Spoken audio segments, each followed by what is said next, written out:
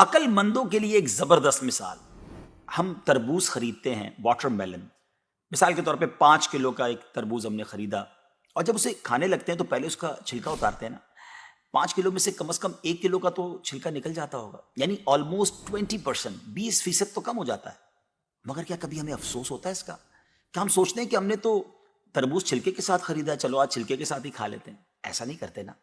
اسی طرح مالٹے کا بھی حال ہے کہ ہم خوشی خوشی سے اس کا چھلکا اتار دیتے ہیں، حالانکہ ہم نے چھلکے سمیت خریدا ہوتا ہے، مگر اس چھلکے کو پھینکتے ہوئے ہمیں کوئی تکلیف نہیں ہوتی.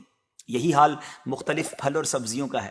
اچھا، ہم چکن بھی تو خریدتے ہیں، زندہ ثابت، اسی کو تولتے ہیں، تلواتے ہیں، پیسے دیتے ہیں، مگر جب کھانے کی باری آتی ہے، پکانے کی باری آتی ہے، تو اس کے بال، اس کی خال، اس کی آلائشیں نکل جاتی ہیں، تو ویٹ تو کم ہو جاتا ہے. مگر کبھی اس پر دکھ ہوتا ہے؟ نہیں نا. تو پھر 40,000 میں سے 1,000 دینے پر، 1,00,000 میں سے صرف 2,500 دینے پر ہمیں کیوں بہت تکلیف ہوتی ہے؟ حالانکہ یہ صرف 2.5% تو بنتا ہے، یعنی 100 روپے میں سے صرف 2.5 روپے. یہ تربوز، کیلے، آم اور مالٹے کے چھلکے اور گٹلی سے تو بہت کم ہے نا. اسی تو زکوٰۃ فرمایا گیا. ہاں، ایک اور بات، سال میں ایک ہی بار دینا ہوتا ہے. مالٹے کا، تربوز کا تو ہر بار چھلکا اتارنا ہوتا ہے نا. یہ 100 روپے میں سے 2.5 روپے یا 1,00,000 میں سے 2,500 روپے سال میں ایک ہی بار دینا ہوتا ہے، اور اسی کو زکوٰۃ کہا گیا. کیا برکت والا کام ہے یہ. مال بھی پاک، ایمان بھی پاک، دل اور جسم بھی پاک، اور معاشرہ بھی خوشحال.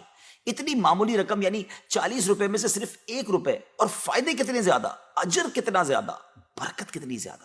تو اب اپنی زکوٰۃ ہم نے پوری دینی ہے.